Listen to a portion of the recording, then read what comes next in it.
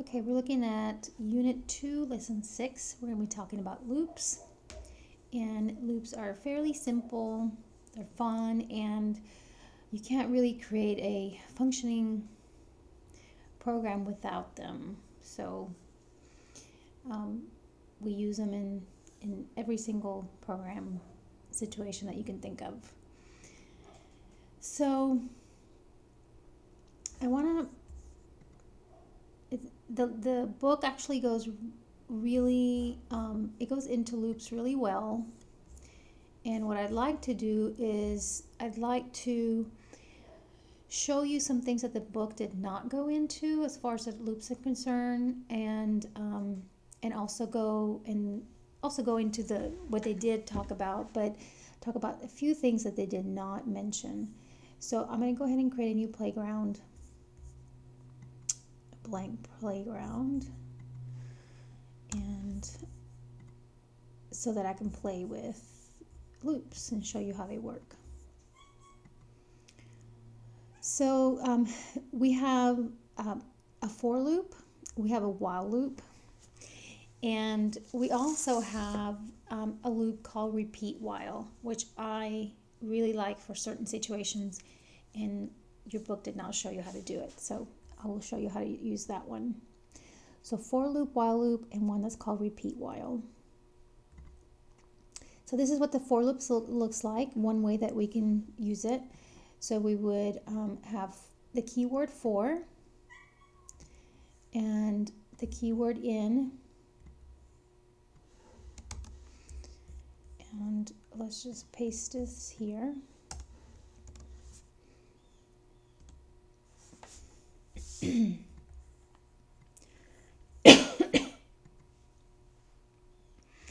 So when I run this loop, it says for index in 1 to 5.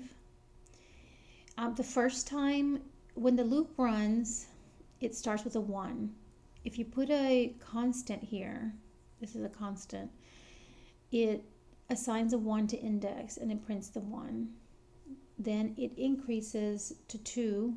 It goes back over here, increases to 2, assigns 2 to index, prints a 2. Goes back to here, increases to 3, assigns 3 to index, prints a 3. All the way to 5, prints index, assigns the 5 to index, prints it, and stops. So it stops when it starts at 1 and ends at 5. Now I can start this at any number.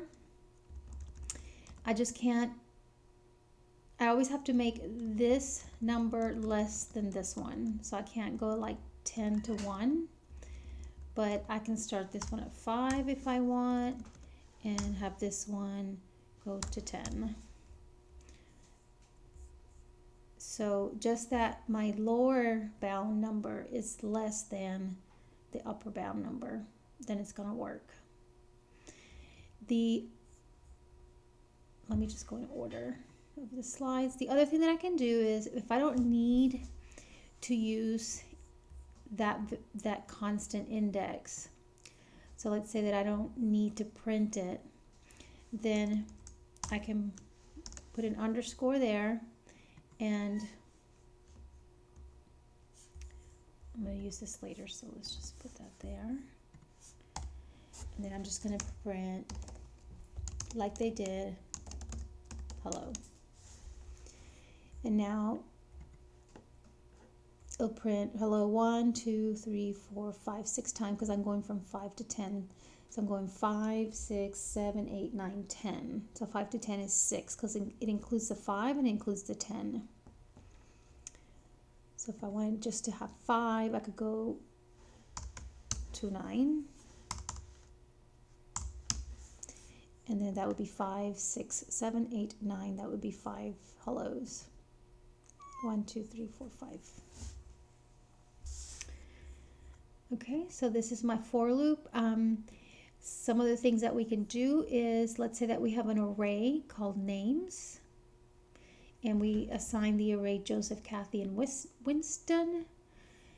We would create a constant here, name, and or whatever you want to call it n, or whatever variable constant name you want to use. and we would say for name in names.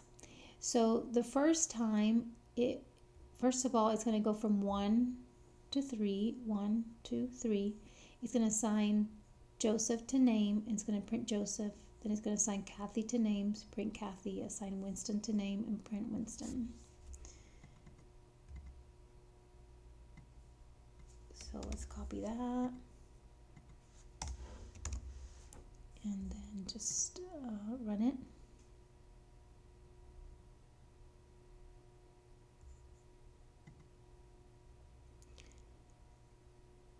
So it says, hello, Joseph, Kathy, and Winston. 1, 2, 3. So this is if we have an array. And again, like I said, this is any variable, constant that you want to use. Doesn't matter. You make this whatever you want. This, on the other hand, has to be exactly like here because that's your array. Okay, next. For loops, text. Oh, there's one thing that we didn't look at here. We can also we can use a string. So we don't have to, we can use an array or we can use a string, which a string is an array. It's just an array of characters. And then we would say dot characters, and it would get the first character, assign it to letter, print A, gets the B, assigns it to letter, prints B, grabs the C, and it goes in order, bloom, bloom, bloom, all the way to G. And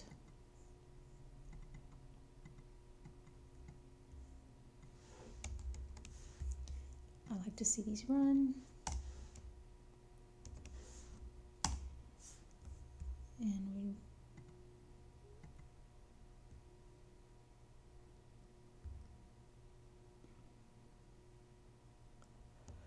And we say the letter is A, the letter is B, the letter is C,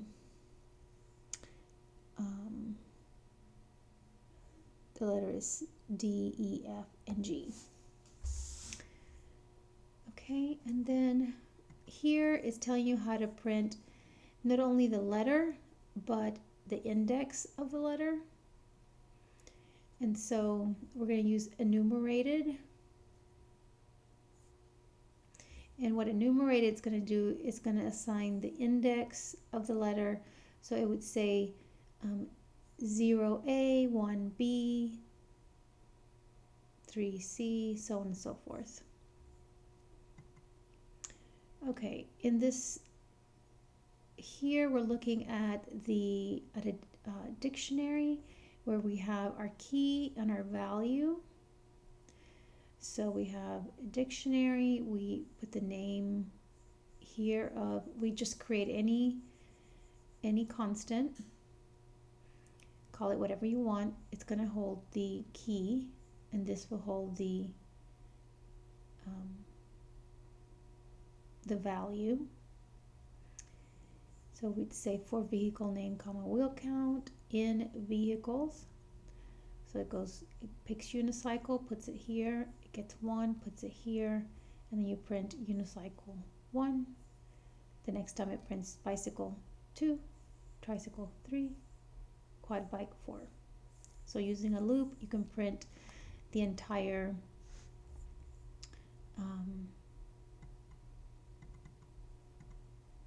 dictionary.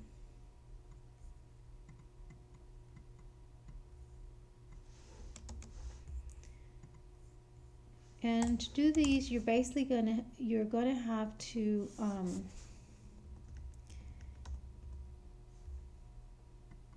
just go back every time and take a look at it so you can remember how the syntax, how to set it up. Remember the syntax of these until you get used to using them. So here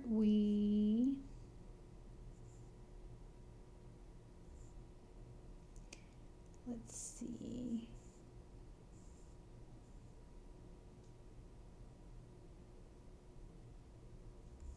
Oh, I have to run it again.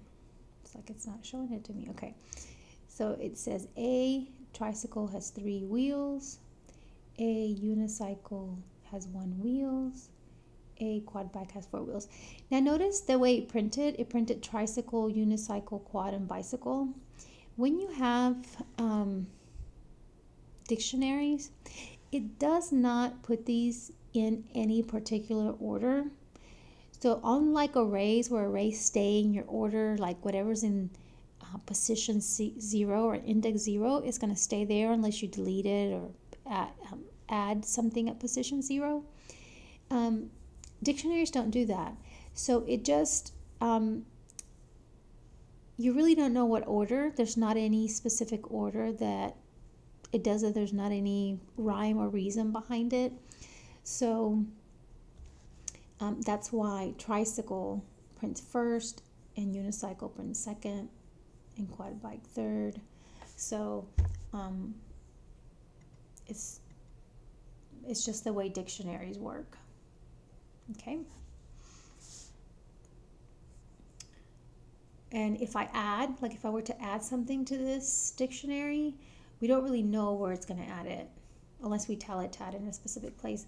But it's just going to add it wherever. So it doesn't keep the order. Okay, let's take a look at the next slide.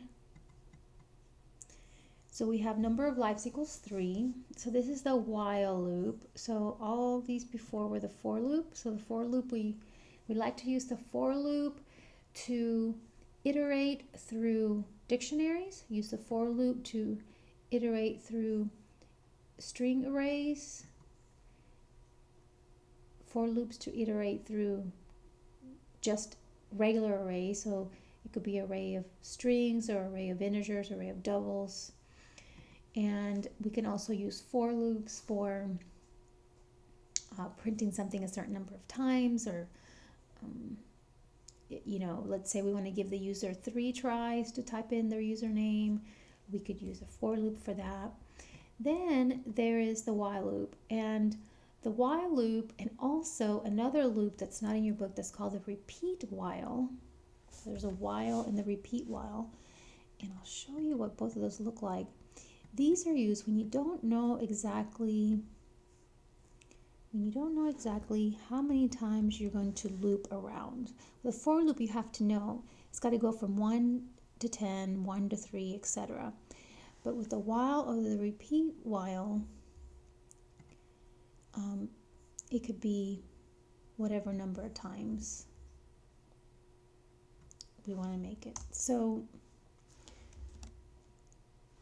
let's see here.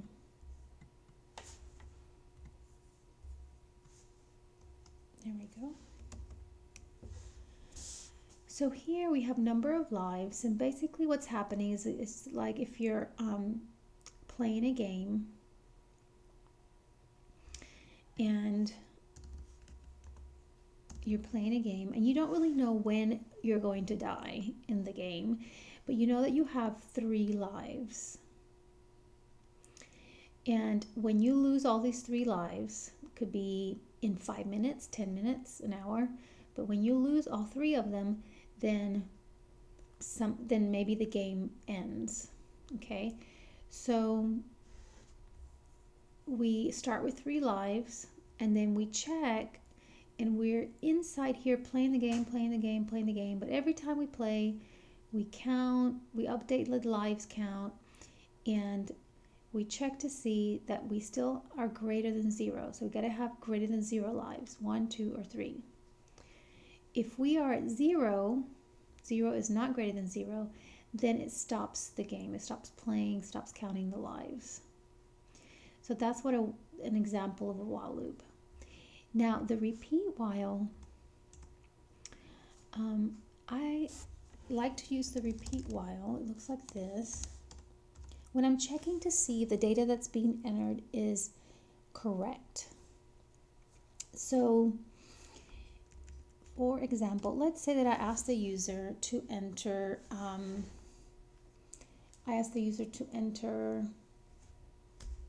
me think, an age, a person's age, right?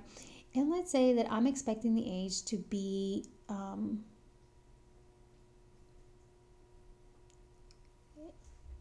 for whatever reason, I want the age to be greater than or equal to 18. So if the age is greater than or equal to 18, then we're good. If it's not greater than or equal to 18, then we have a problem. Let's say they're going to vote. Okay, so I'm going to create an age, and I'm going to assign it 20. And then in my repeat, I'm going to check. And what I'm going to do is I'm going to keep asking the user to enter an age in here. So I'm going to say, so here, I would actually ask the user to enter an age. Okay. I would get the age. And then I would check to see if the age is, no, I'm sorry. I would ask to get the age in here. Right there. So I would get the age, and then every time the user enters a new age, then I would check to see while age. So I want the age to be greater than 18, greater than or equal to 18. So if it's less than 18 or less than or equal to 17, then I want it to keep asking the user to, sorry about that, my phone's going off. I want it to keep asking the user to enter an age. Okay. So right now, this would actually be information that you would get in a text box, and you would check to see if the data is valid or not. And it would be a repeat this while this is true. So if they entered an invalid age, it's going to keep repeating it and keep asking until they enter a valid age. So that's the repeat while, and it's very useful when you're checking for valid data. Okay. So we have the while loop. Now in the while loop, we need to be careful that we update number of lives in the while loop, because if we don't update it, then this while loop, or if this doesn't get updated, then this loop will just run forever and ever. And it'll be what we call an infinite loop. There we go. I found the right word.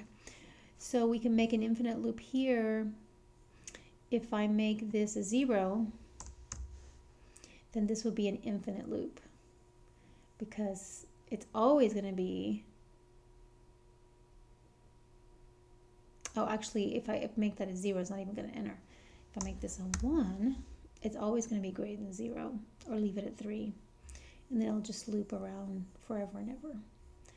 So let's just do that. Let's just see what happens. It's just always fun to see what happens. Number of lives. Okay, let's run it. Oh my gosh. So it prints 1, and it prints 1, and it prints 1, and it prints 1, and it prints 1 forever and ever, and it's never going to stop. So this is what we call an infinite loop. See right here on the right hand side? This is how many times it's printing it. We're at 23, 25,000, 26,000. So yeah, we don't want that. So no infinite loops.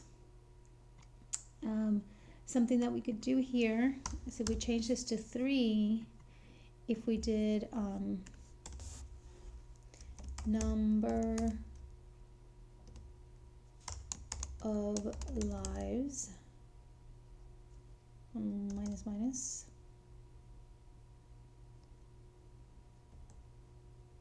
Does minus work in Swift? Let's see.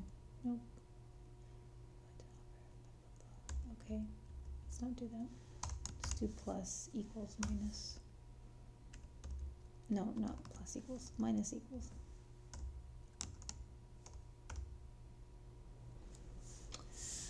So is minus equal working? Oh, wait. Here we go. No. Okay. Why doesn't it like it? Okay, so that all those are Java and C++ ways to do it. And I'm pretty sure you could probably do it in Swift. I'm just doing something wrong. Just not really sure what. Plus equals minus equals 1. Let's try that. Okay, so it likes that. And so now I'm going to run it again.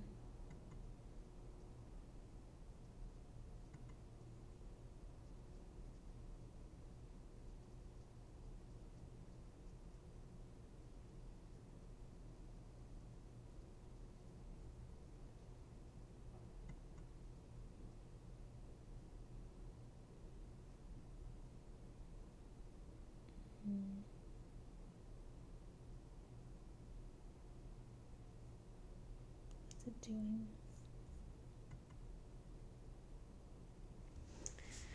Is it not working? So we print number of lives. 3 is greater than 0, so it should print 3. I don't think it, oh.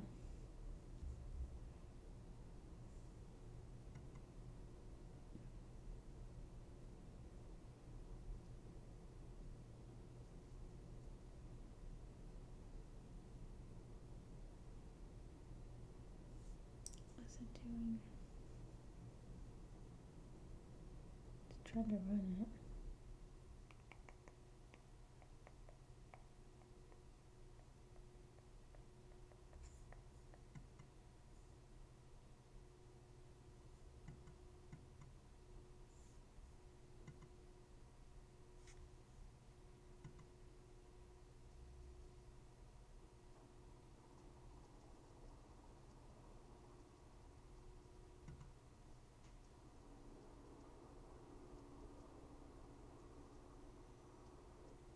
Okay.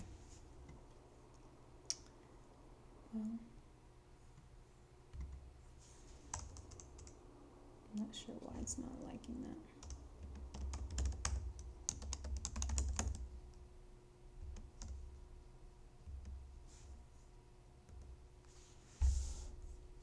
Maybe it's just running slow.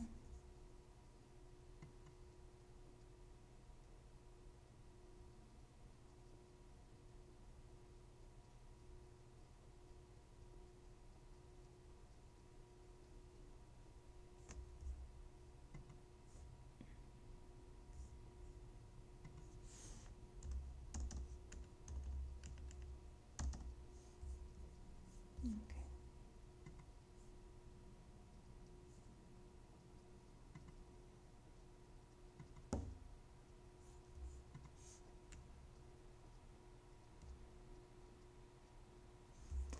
This is running my playground 1, but it's not liking it. Okay, I'm not going to waste your time on this.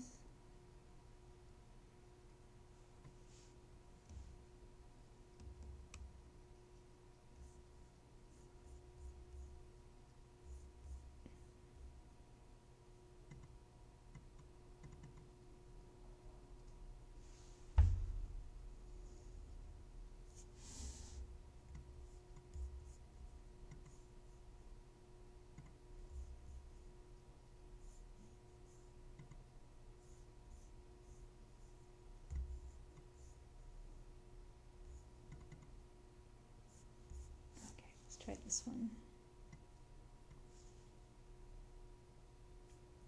Leave that there because I want to show you something with that later.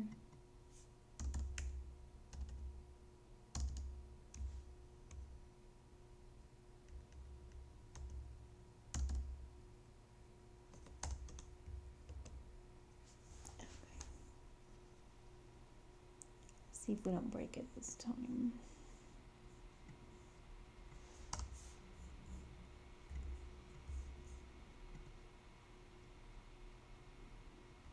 Okay, so I don't know. Somehow I broke it earlier. with my loop that was infinite. So here I'm printing 3, 2, 1. I subtract 1 for number of lives, and this also should have worked. Minus equals 1. And there it goes. Okay. So there is the while loop and the repeat while condition.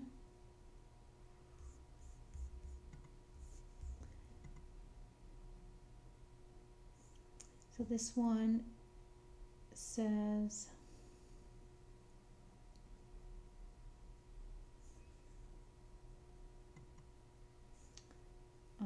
bar number of lives equals 3, still alive equals true. So it says still alive, so still alive is true, and then it print I still have 3 lives. So when it comes in, it's going to print a 3.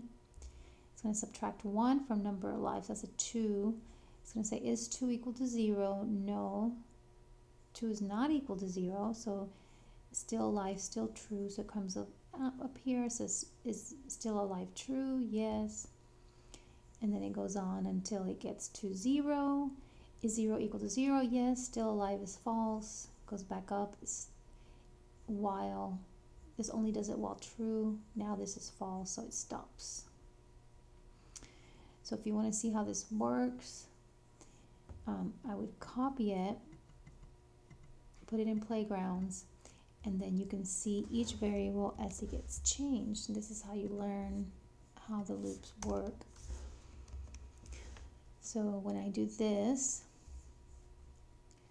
first of all, I'm going to delete this.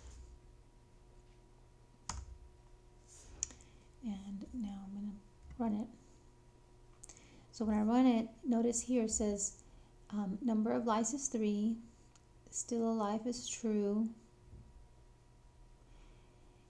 And then here it tells you that it went in here 3 times.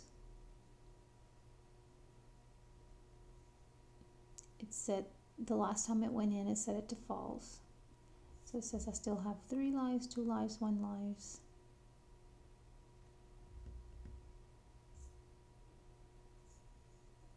Prints each one.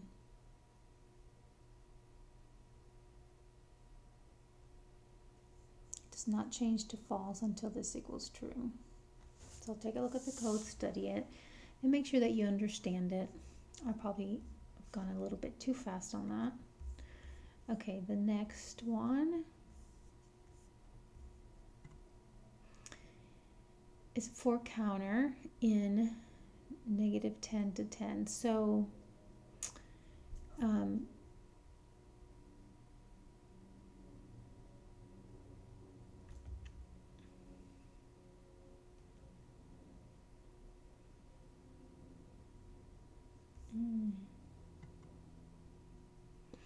so this is still less than this. So we can go from -10 to +10. So this is going to go to -10, -9, -8. So it's going to count down. By the way, if I think I said this already, if I put a 10 here and a 1 here, it will crash. If that's a no-no. So something that we can do for a for loop, sometimes you want to count backwards for the for loop, is that you can do this little for loop here. This is not in your book either. This is called in stride. Okay, so I created a constant called I said for I in stride. And what you're going to do is you're going to use the from, the to, and the by. So the by tells you how much to count by. This is the other thing. Sometimes you want to count by 2's on your for loops. Let's say that it's a math program and it's asking you to print all the even numbers. You would start at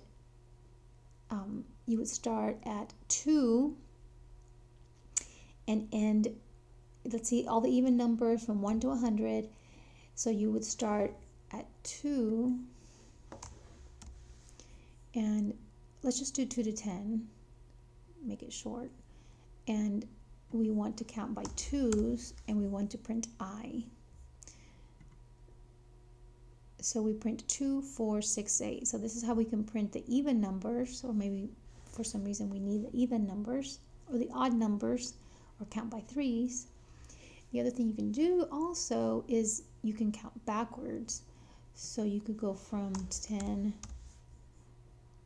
to 5. You can go by twos or by ones. We're going to go by 1. And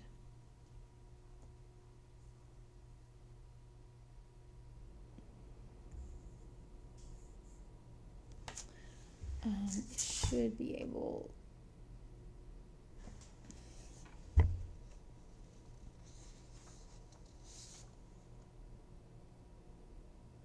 Oh, what I'm forgetting is that I can't go by 1. That does not make sense.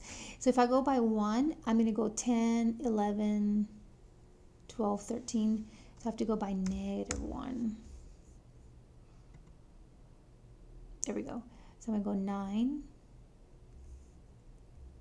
10, 9, 8, 7, 6.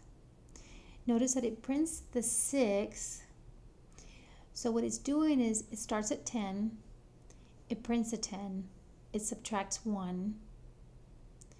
It's now 9. It checks to see if 9 is equal to 5. If 9 is not equal to 5, assigns it to I, prints the 9. Okay, we're going to go all the way down to 6. So we're at 6. 6 is not equal to 5. Assign it to I, print the 6. Subtract 1 from I, so we're at 5. 5 is equal to 5. So we stop. 10, 9, 8, 7, 6.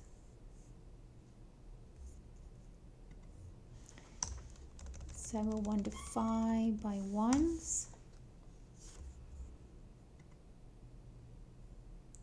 Notice that I'm going 1 less than. I'm going 1, 2, 3, 4.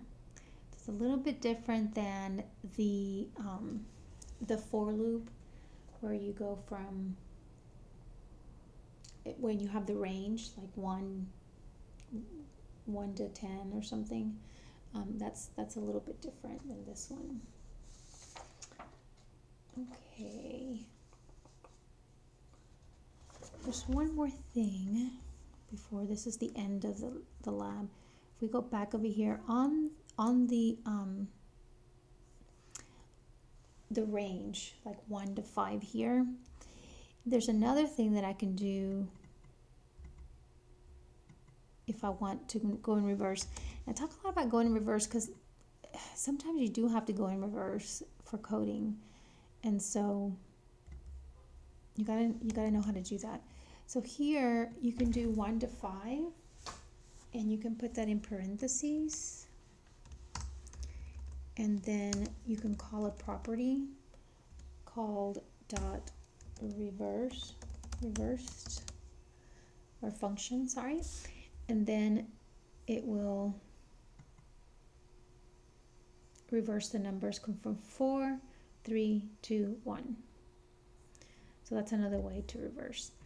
I'm going to put a document up with this that talks about these other loops and talks about the reverse, just so that you have it and you don't have to look at the video. So you have the resource. Okay, that's all for this lesson. Thank you. Email me if you have any questions in the lab.